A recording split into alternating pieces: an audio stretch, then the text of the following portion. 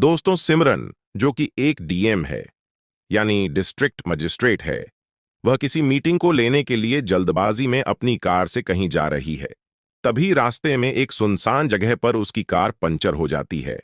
अब जैसे ही उसकी कार पंचर होती है तो ड्राइवर उतरता है और उतरने के बाद डिग्गी खोलता है स्टेपनी चेंज करने के लिए, लेकिन गाड़ी की डिग्गी में स्टेपनी थी ही नहीं। अब उसके बाद ड्राइवर जाकर सिमरन को बताता है तो सिमरन बहुत ही ज्यादा परेशान हो जाती है, क्योंकि जिस मीटिंग के लिए वह जा रही थी वह बहुत ही ज्यादा इंपॉर्टेंट थी और जल्द से जल्द उसे वहां पर पहुंचना था। तो वह अपने ड्राइवर से कहती है कि जल्द से जल्द जाओ और इस गाड़ी का पंचर बनवा कर लाओ, वरना मैं मीटिंग के लिए लेट हो जाऊंगी। तभी वह ड्राइवर कहता है कि मैडम, यहां तो आसपास कोई भी दुकान नहीं है जहां पर जाकर मैं इस गाड़ी का पंचर बनवा सकूं। तो उसके बाद सिमरन कहती है, तुम ऐसा करो, इस टायर को खोलकर ले जाओ और किसी अन्य गाड़ी से बैठकर चले जाओ और इसमें जल्द से जल्द पंचर बनवा लाओ, मुझे बहुत जरूरी काम है। लेकिन तभी ड्राइवर कहता है कि मैडम, मेरे पास एक पंचर वाले का नंबर है और वह उसी जगह पर आकर पंचर बना देता है जहां गाड़ी पंचर हुई है। तो इसके बाद सिमरन कहती है कि वह कैसे। तो वह बताता है कि उसने अपना पंचर का पूरा सामान बाइक के ऊपर सेट कर रखा है और जहां पर भी किसी की कोई गाड़ी या ट्रक वगैरह पंचर होते हैं तो वहां पर जाकर वहां उनके गाड़ी और ट्रक में पंचर बना दिया करता है। उसके बाद सिमरन कहती है, तो जल्द से जल्द उसे फोन करो और बुलाओ, मुझे मीटिंग के लिए लेट हो रहा है। ड्राइवर उस पंचर वाले के पास फोन करता है, वह पंचर वाला वहां पर आ जाता है। उसने अपनी एक बाइक पर ही कंप्रेसर और पूरा पंचर का सामान रख रखा था। वह बाइक को आकर गाड़ी के पीछे लगा लेता है, वह पीछे की तरफ से ही वह आया था। अब गाड़ी का पिछला वाला पहिया पंचर था, तो उसके बाद वह गाड़ी का पंचर बनाने लगता है। इधर जो सिमरन कार के अंदर बैठी हुई थी, उसकी निगाह साइड वाले शीशे पर जाती है और उस पंचर वाले का चेहरा दिखता है तो वह एकदम से रोने लगती है। वह फूट फूट कर रो रही थी और रुमाल से अपने आंसुओं को पोंछ रही थी। अब वह पंचर वाला जाकर डिग्गी खोलता है जैक लेने के लिए, और जैसे ही वह डिग्गी खोलने के लिए गाड़ी के अंदर घुसता है तो वह देखता है कि इस गाड़ी के अंदर जो महिला बैठी हुई है वह तो सिमरन है। और सिमरन को देखकर वह भी हक्का बक्का सा रह जाता है। लेकिन वह डिग्गी खोलता है और डिग्गी खोलने के बाद उसमें से सामान निकालता है और उस टायर का पंचर बना देता है। अब जैसे ही उसका पंचर बन गया था तो उसके बाद जो ड्राइवर है वह पूछता है कि बताओ तुम्हारे कितने पैसे हुए। तो वह मना कर देता है और कहता है कि मुझे पैसे नहीं चाहिए, मैडम से कह दीजिएगा अगर हमें कभी जरूरत पड़े तो हमारी मदद कर देंगे, इतना ही काफी है, क्योंकि आप लोग बड़े लोग हो और आप लोगों से हम पैसे नहीं ले सकते। लेकिन जो सिमरन है वह गाड़ी से बाहर निकलती है। उसके हाथ में एक लिफाफा था और उस लिफाफे को वह ड्राइवर को देती है और कहती है कि इसे दे दो और उसे कहना कि अगर फिर भी तुम्हें जरूरत पड़े तो कभी भी मुझे कॉल कर सकते हो, इस पर मेरा नंबर लिखा हुआ है। इसके बाद वह पंचर वाला उस लिफाफे को लेकर अपने घर चला जाता है। इधर जो सिमरन थी उसका मन काफी ज्यादा उदास था। वह गाड़ी में बैठकर उस मीटिंग को अटेंड करने के लिए चली जाती है। दोस्तों, आखिर कौन थे यह लोग, क्या कहानी थी इनकी? पूरी कहानी की सच्चाई जानेंगे आगे इस वीडियो में। लेकिन वीडियो में आगे बढ़ने से पहले आप सभी से विनम्रता के साथ निवेदन है कि आप वीडियो को लाइक कर दीजिए और हमारे YouTube चैनल को सब्सक्राइब कर लीजिए। दोस्तों, ये कहानी है गढ़वाल के उत्तर काशी की। गढ़वाल के उत्तर काशी में एक छोटा सा गांव है। वहां पर एक लड़का रहा करता है जिसका नाम मोहन है। मोहन के परिवार में उसके माता पिता हैं, एक छोटी बहन है और वह लोग हंसी खुशी उस घर के अंदर रहा करते हैं। धीरे धीरे ऐसे ही समय बीत रहा था। तभी एक दिन उनकी रिश्तेदारी में किसी की शादी होती है। शादी के अंदर उन सभी लोगों को जान था तो वह लोग तैयार होते हैं और शाम को शादी में पहुंच जाते हैं। वहां जाकर देखते हैं कि चारों तरफ खुशियों का माहौल है। सभी लोग एक दूसरे के साथ हंस खिलखिलाकर बातें कर रहे हैं। वहीं पर मोहन भी होता है और मोहन शादी के अंदर एक लड़की को देखता है और उसे देखते ही वह पहली ही नजर में उससे प्यार कर बैठता है। लड़की का नाम था सिमरन। सिमरन भी जैसे ही मोहन को देखती है कि वह उसे देख रहा है तो सिमरन भी मोहन को पहली ही नजर में देखकर पसंद कर लेती है। अब इसके बाद दोनों एक दूसरे की तरफ घूर घूर कर देखते हैं। शादी का माहौल चला हुआ था। तभी जैसे ही मोहन प्लेट लेकर खाने के लिए एक टेबल पर बैठता है, तो सिमरन भी अपनी प्लेट में खाना सजाकर उसी टेबल पर आकर बैठ जाती है। अब दोनों के बीच में बातें होती हैं। एक दूसरे को एक दूसरे का नाम बताया जाता है। दोनों के परिवार वालों के बारे में बात की जाती है। तो मोहन को पता चलता है कि जो यह लड़की है, यह उनकी किसी दूर की रिश्तेदारी में से है। यानी कि रिश्तेदारी ऐसी थी कि अगर वह लोग चाहे तो दोनों की एक दूसरे से शादी हो सकती थी। अब इसके बाद दोनों के नंबर एक्सचेंज हो जाते हैं, शादी खत्म हो जाती है और दोनों अपने अपने घर चले जाते हैं। अब मोहन और सिमरन एक दूसरे से फोन पर बातें किया करते। अब बातों ही बातों में मोहन को पता चलता है कि जो सिमरन है वह काफी अमीर परिवार की लड़की है। इधर जो मोहन था वह मिडिल क्लास फैमिली से बिलोंग करता था। उनके पास ज्यादा रुपया पैसा तो नहीं था, लेकिन उनका गुजारा अच्छी तरह से हो जाया करता था। धीरे धीरे उनकी बातें चलती रहती हैं और बातों ही बातों में वह दोनों एक दूसरे से बेइंतहा प्यार करने लगते हैं। अब उन दोनों को एक दूसरे से प्यार हो गया था। तो एक दिन सिमरन फोन पर मोहन से कहती है कि मोहन, क्यों ना हम दोनों एक दूसरे से शादी कर ले। तो उसके बाद मोहन कहता है कि तुम तो पैसे वाले लोग हो और हम गरीब आदमी हैं, क्या हमारे घर वाले हमारी शादी को अनुमति देंगे। अब इस बात को सुनकर सिमरन भी एग्री करती है और कहती है कि हाँ, यह बात तो तुम ठीक कर रहे हो।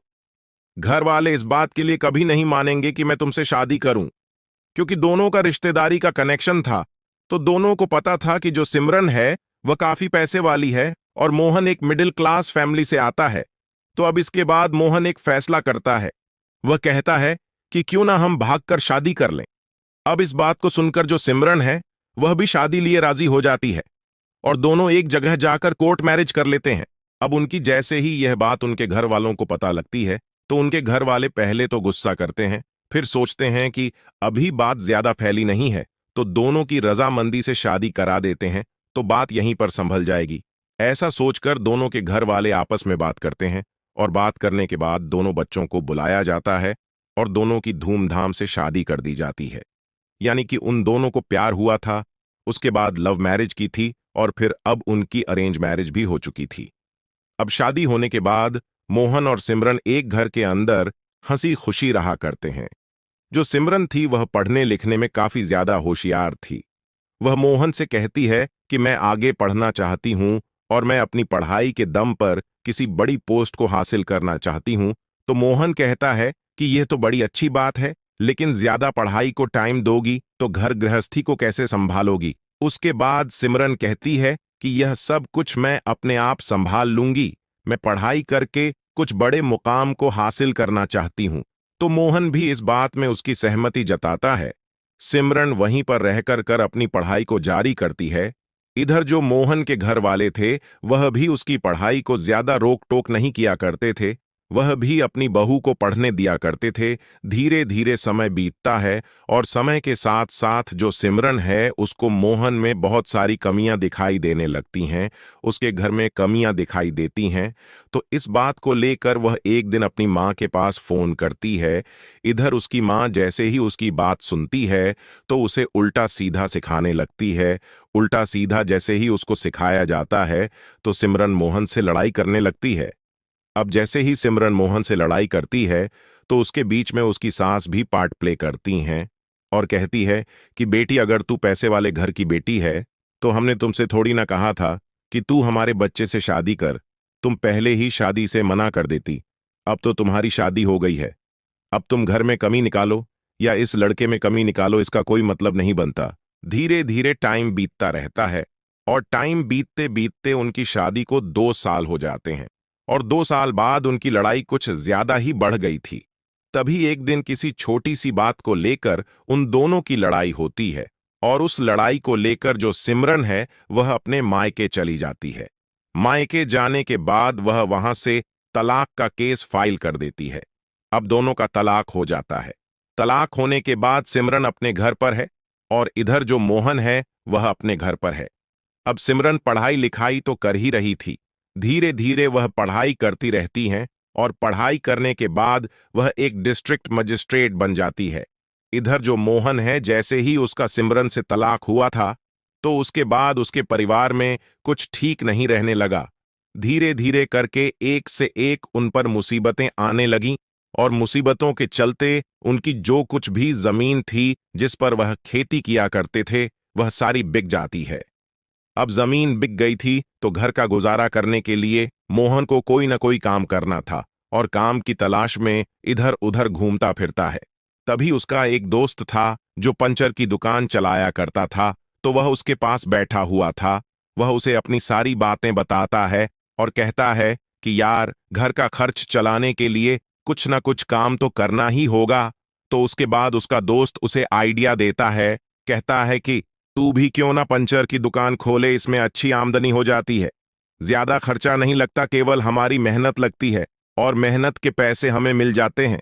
तो यह आइडिया मोहन को अच्छा लगता है, लेकिन इस आइडिया पर वह अलग तरह से काम करता है। वह सोचता है कि इस तरह से दुकान खोलकर तो काफी लोग बैठे हुए हैं, लेकिन ऐसा हो कि मैं इन सभी सामानों को लेकर सभी के पास जाकर उनका पंचर बना दिया करूं, क्योंकि गौरव पढ़ा लिखा था और अपनी पढ़ाई लिखाई का इस्तेमाल करके वह इस आइडिया पर काम करता है। वह अपने दोस्त के साथ मिलकर पंचर लगाने के लिए जो भी जरूरी सामान था उन सभी सामानों को एक बाइक पर फिट कर लेता है और फिट करने के बाद उस बाइक के पीछे अपना नंबर भी लिखवा देता है कि किसी को भी अगर पंचर लगवाना हो तो वहीं पर आकर हम लगा देते हैं। इसके बाद जिसकी भी गाड़ी पंचर हुआ करती थी जहां पर भी, वही मोहन के पास फोन करता और उसे वहां पर बुलाकर अपनी गाड़ी में अपने ट्रक में पंचर लगवा लिया करता। इसी तरह से मोहन का गुजारा होने लगता है। तभी एक दिन मोहन के पास एक फोन आता है और उसे एक लोकेशन दी जाती है, जो लोकेशन उससे 10 मिनट की दूरी पर थी। तो उसके बाद गौरव उसी लोकेशन पर जाता है पंचर लगाने के लिए। वहां पर जाकर देखता है कि एक डिस्ट्रिक्ट मजिस्ट्रेट की गाड़ी है जो कि पंचर हो चुकी है और उसके पंचर लगाने के लिए उसे बुलाया गया है। वहां पर जाने के बाद वह टायर को देखता है और टायर को देखने के बाद जैसे वह डिग्गी खोलता है जैक निकालने के लिए, तो गाड़ी के अंदर जैसे देखता है तो गाड़ी के अंदर सिमरन बैठी हुई थी। सिमरन की तरफ देखकर वह थोड़ी देर के लिए खामोश हो जाता है, लेकिन फिर उसके बाद डिग्गी को खोलकर उस गाड़ी में पंचर लगाने लगता है। गाड़ी का पंचर लग जाता है और पंचर लगने के बाद ड्राइवर उससे पूछता है, कितने पैसे हो गए? तो वह कहता है कि कोई बात नहीं, पैसों की मुझे कोई जरूरत नहीं है, इनसे कह देना ये बड़े आदमी हैं, कभी हमें जरूरत पड़े तो हमारी सहायता कर देंगे। अब इस बात को सुनकर सिमरन जो गाड़ी के अंदर बैठी हुई थी वह बाहर निकलती है। उसके हाथ में एक लिफाफा था और लिफाफे के ऊपर उसने अपना मोबाइल नंबर लिख रखा था। उस लिफाफे को ड्राइवर को देती है और कहती है कि इन्हें दे दीजिए और इनसे कहिए कभी भी इन्हें जरूरत पड़े तो इस पर मैंने अपना नंबर लिख दिया है और यह कभी भी मुझे फोन कर सकते हैं। उसके बाद मोहन उस लिफाफे को लेकर अपने घर चला जाता है। धीरे धीरे शाम हो जाती है और शाम के समय वह अपने कमरे में चला जाता है आराम करने के लिए। तभी वह उस लिफाफे को खोल कर देखता है तो उसके अंदर 5,000 रुपए थे और बाहर सिमरन का नंबर लिखा हुआ था। अब रात का समय था तो गौरव सोचता है कि क्यों ना फोन कर लिया जाए। तो उसके बाद वह अपने फोन से सिमरन को फोन करता है और उसके बाद उन दोनों में बातें होने लगती हैं। पहले तो वे दोनों एक दूसरे के हालचाल जानते हैं और उसके बाद सिमरन पूछती है कि मोहन, ऐसा क्या हुआ जो तुम्हें यह काम करना पड़ा? मोहन कहता है कि अगर इसके बारे में जानना है तो तुम्हें मुझसे मिलना होगा, ये सब बातें फोन पर नहीं हुआ करती। इसके बाद मोहन सिमरन से उसके के बारे में पूछता है तो वह बताती है कि हाँ, मैंने पढ़ लिख कर इस मुकाम को हासिल कर लिया है जिसकी मैं तुमसे कहा करती थी। ऐसे धीरे धीरे करके उनकी 1-2 घंटे बातें होती हैं और 1-2 घंटे बातें होने के बाद वे दोनों सो जाते हैं। दूसरे दिन सुबह सुबह मोहन के पास सिमरन का फोन आता है और कहती है कि हाँ, तुम मिलने के लिए कह रहे थे ना, तो बताओ किस दिन मिलोगे? मुझे जानना है कि तुम्हारे साथ ऐसा क्या हुआ जो तुम इस तरह से पंचर लगाने लगे। उसके बाद मोहन कहता है कि अगर तुम्हें मिलना है तो तुम मेरे घर पर ही आ जाओ, यहां पर तुम्हें कौन रोकने टोकने वाला है। तो सिमरन कहती है कि मैं फिलहाल डिस्ट्रिक्ट मजिस्ट्रेट हूं और मैं ऐसे ही यहां से नहीं निकल सकती। अगर मैं ऐसे ही आ गई तुम्हारे पास तो दुनिया वाले अलग अलग तरह की बातें बनाएंगे और मुझसे यह सब कुछ सहन नहीं होगा। वह कहती है कि तुम ऐसा करो, तुम ही मुझे लेने के लिए आ जाओ। मैं अच्छी तरह से अपना चेहरा छुपाकर तुम्हारे साथ चल दूंगी और जहां भी जाना है वहां जाकर हम दोनों एक दूसरे से बातें करेंगे। उसके बाद मोहन कहता है कि ठीक है, सिमरन मैं आ रहा हूं, तुम जल्द से जल्द तैयार हो जाओ। सिमरन उसे एक जगह बताती है कि वहां पर मिलना, वहां पर मैं अपने आप आकर तुम्हारी बाइक पर बैठ जाऊंगी। मोहन जाकर वहां पर अपनी बाइक को लेकर खड़ा हो जाता है। थोड़ी देर बाद सिमरन अच्छी तरह से चेहरे को छुपाकर उसकी बाइक पर आकर बैठ जाती है। जैसे ही सिमरन उसकी बाइक पर बैठती है तो वह उसे लेकर के एक पार्क के अंदर चला जाता है और वहां जाकर बैठकर दोनों एक दूसरे से बातें करने लगते हैं। तो सिमरन कहती है कि हाँ मोहन, अब बताओ तुम्हारे साथ ऐसा हुआ क्या जो तुम यहां पर पंचर बनाने लगे। तो मोहन बताता है कि तुम्हारे जाने के बाद कुछ ऐसा हुआ जिसके कारण हमारा पूरा परिवार तहस नहस हो गया। घर की आर्थिक स्थिति काफी ज्यादा खराब हो गई थी।